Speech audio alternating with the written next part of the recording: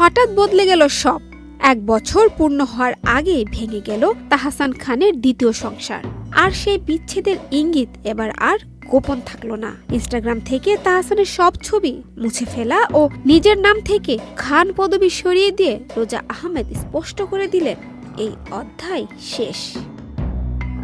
যুক্তরাষ্ট্র প্রবাসী রূপসজ্জা শিল্পী রোজা আহমেদের সঙ্গে তাহসানের বিচ্ছেদের খবর প্রকাশ্যে এলেও বিষয়টি নিয়ে ধোঁয়াশা ছিল। কারণ তখনও রোজার ইনস্টাগ্রামে তাহসানের সঙ্গে কাটানো নানা স্মৃতিময় ছবি ছিল, এমনকি নিজের নামের সঙ্গে যুক্ত ছিল খান। তবে সম্প্রতি সেই ছবি ইনস্টাগ্রাম থেকে সরিয়ে ফেলেছেন রোজা।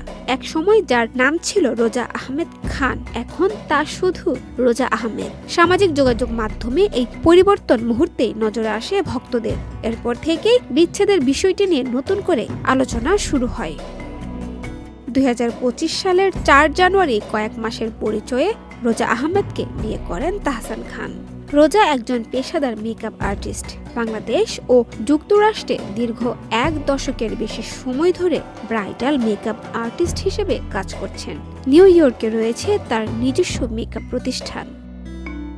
সব মিলিয়ে সামাজিক যোগাযোগ মাধ্যমে সম্প্রতি এই পরিবর্তনের মধ্য দিয়ে তাহসানের দ্বিতীয় সংসারের পরিসমাপ্তি এখন আর গুঞ্জন নয়, বাস্তবতা হিসেবেই দেখছেন ভক্তরা। মুসরাত শৈলী, চ্যানেল আই।